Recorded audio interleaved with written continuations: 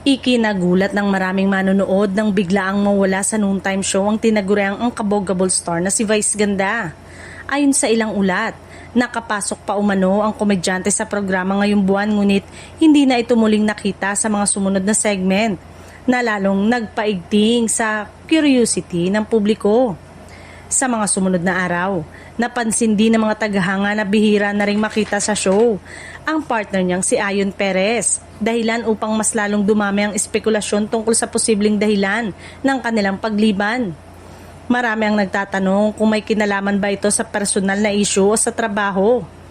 Hanggang sa kasalukuyan, wala pang opisyal na pahayag mula sa ABS-CBN at maging kay Vice Ganda tungkol sa tunay na dahilan ng kanyang pagkawala. Mas lalong nakapagtataka ito para sa fans dahil ilang beses nang ibinahagi ni Vice Ganda na hindi niya kayang iwan ang programa ng matagal.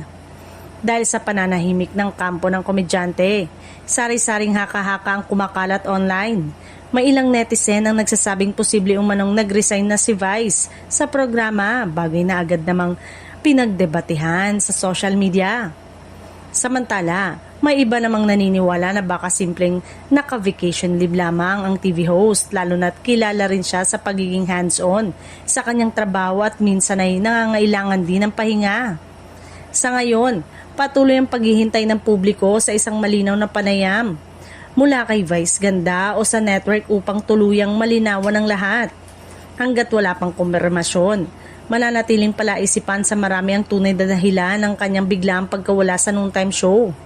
Marami ring taga-suporta si Vice Ganda ang nagpahayag ng pag-alala, lalo na't kapansin-pansin umano ang pagbabago sa takbo ng programa sa kanyang pagkawala. Ayon sa ilan, tila may kulang sa enerhiya at saya sa show kapag wala ang pangunahing host na kilala sa kanyang wit at kakaibang humor. May mga netizen din na nagbalik tanaw sa mga nakaraang pagkakataon na pansamantalang nawala si Vice sa telebisyon, kung saan kadalasan ay may kinalaman sa kalusugan, pahinga o personal na commitments.